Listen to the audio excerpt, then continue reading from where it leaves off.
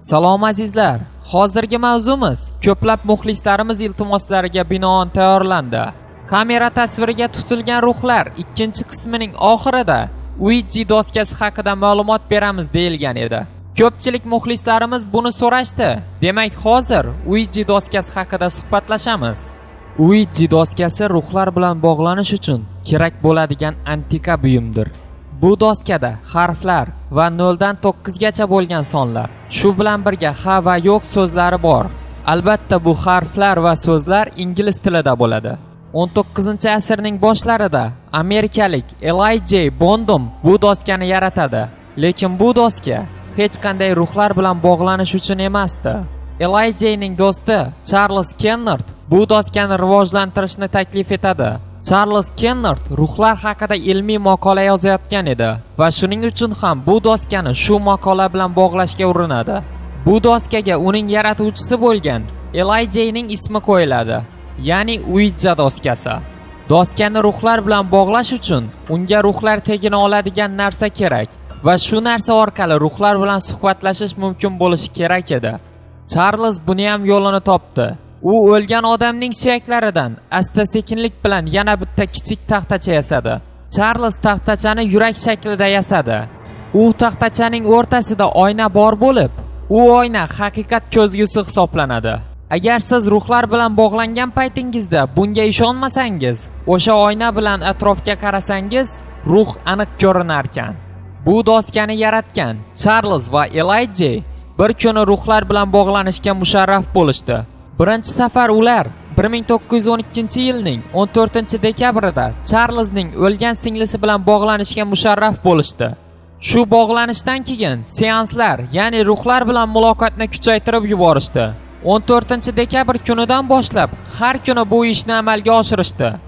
27-dekabr kuni Elijah kasal bo'lib yotib qoladi. Charles esa aynan shu kuni faqat bir o'zi Ouija doskasini olib, singlisi bilan bog'lanishga harakat qiladi. O'sha seansdan keyin Charles dunyodan butunlay yo'q bo'lib ketadi. Sezgan bo'lsangiz, Charles o'ladi deb aytmadik, yo'q bo'lib ketadi dedik. Buning sababi shuki, u bedarak yo'qoladi. Shu kundan e'tiboran Elijah bu doskani yoqib yuborishga urinadi, lekin doska yonmasdi. Buning sabablarini o'sha paytdagi olimlar tushuntirib berisha olmagan. Oxiri Elijah bu doskani qo'liga olib, Charles bilan bog'lanmoqchi bo'ladi. Nima uchun bunday bedarak yo'qolganini sababini bilmoqchi bo'ladi. Ammo shu urinishdan keyin Elijah ham g'oyib bo'ladi. Elijah va Charles qayerdaligi hali hamon sirligicha qolib kelmoqda. Lekin Ouija doskasi bilan bir o'zingiz ruhlar bilan bog'lanishga urinmang. Buning sababi, bitta odam bu doskadan foydalangan paytida u odamning sherigi ruh bo'lar ekan va o'sha ruh odamni ham o'z olamiga tortib ketar ekan. Ouija doskasidan foydalanishning qonunlari mavjud. Bu doskadan foydalangan paytda ikkita va undan ortiq foydalanuvchilar bo'lishi shart.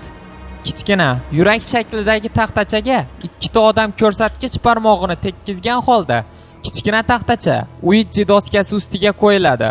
Ruhlar sizga qanday javob qaytaradi? Mavzuni boshida aytib o'tdik. Bu doskada harflar va ha yo'q so'zlari mavjud. Siz kichkina taxtachani ushlab turgan paytingizda taxtacha asta-sekinlik bilan siljiydi va harflar yoki ha yo'q so'zlari ustiga boradi. Shunday qilib bog'lanish amalga oshiriladi. Boshqa YouTube kanallarida ko'rgan bo'lsangiz, Charlie Tizdes so'zlarni aytib ruhlar bilan bog'lanmoqchi bo'lgan odamlarning ko'plab videolari bor. E'tibor bergan bo'lsangiz, bu joyda Charlie ismi aytiladi.